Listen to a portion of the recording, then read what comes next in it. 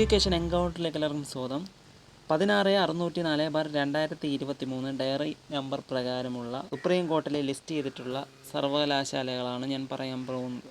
Bharathiar, Annamalai university, Periyar university, Bharathidasan university, Madras university, IGNOU university, PRIST university, അതേപോലെ മറ്റ് ഇൻസ്റ്റിറ്റ്യൂട്ടുകൾ.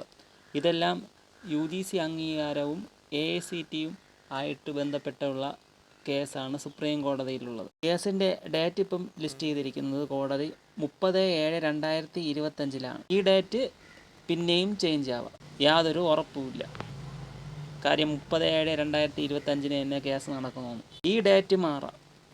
ഹിയറിംഗ് ഉടനെ നടക്കാൻ സാധ്യതയില്ല. ഇതുവരെ 5 വർഷമെങ്കിലും ഇനിയും എടുക്കാൻ സാധ്യതയുണ്ട്. അതേപോലെ തന്നെ സുപ്രീം കോടതിയിൽ കേസിലുള്ള അണ്ണാമല യൂണിവേഴ്സിറ്റി ഒഴിച്ച് ബാക്കി ഭാരതിയാർ സർവകലാശാല ഉൾപ്പെടെയുള്ള സർവകലാശാലകൾക്ക് കേരളത്തിലെ സർവകലാശാലകളായ MG, കേരള, കണ്ണൂർ തുല്യത നൽകി വരുന്നുണ്ട്. ഇപ്പോഴും മിക്ക പത്രങ്ങളിലും റിപ്പോർട്ട് ചെയ്തിട്ടുണ്ട് ഈ വിഷയം സംബന്ധിച്ച്. അണ്ണാമല യൂണിവേഴ്സിറ്റി വിദ്യാർത്ഥികളോട് കേരളത്തിലെ സർവകലാശാലകൾക്കും PSCക്കും പുച്ഛമാണ്, ഒരു അയിത്തം പോലെയാണ്.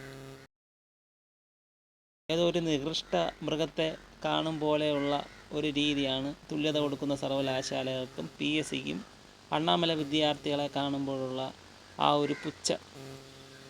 ബാക്കി അംഗീകാരമില്ലാത്ത സർവകലാശാലകളെല്ലാം നല്ല സപ്പോർട്ടാണ്.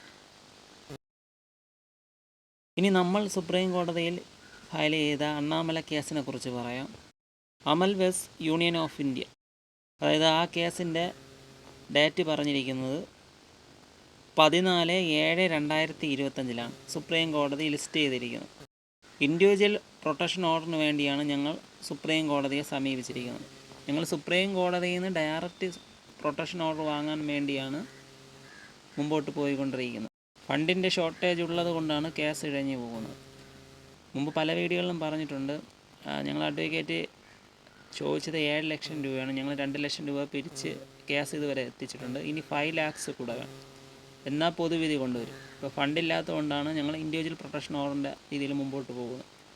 അത്യാവശ്യക്കാർക്ക് ഹർജിക്കാരായിട്ട് വരാം. ഇൻഡിവിജ്വൽ പ്രൊട്ടക്ഷൻ ഓർഡർ സുപ്രീം കോടതിയിൽ നിന്ന് കിട്ടിക്കഴിഞ്ഞാൽ അത് അണ്ണാമല യൂണിവേഴ്സിറ്റിയിൽ പഠിച്ച വിദ്യാർത്ഥികൾക്ക് മാത്രമാണ് ഉപയോഗമുള്ളത്, അല്ലാതെ മറ്റ് സർവകലാശാലകളിൽ പഠിച്ച വിദ്യാർത്ഥികൾക്ക് ഉപയോഗമൊന്നുമില്ല. ഞങ്ങൾ അണ്ണാമലയെ മാത്രമാണ് സപ്പോർട്ട് ചെയ്യുന്നത്. അണ്ണാമല യൂണിവേഴ്സിറ്റിക്ക് വേണ്ടിയാണ് ഞങ്ങൾ കേസ് ഫയൽ ചെയ്തിട്ടുള്ളത്.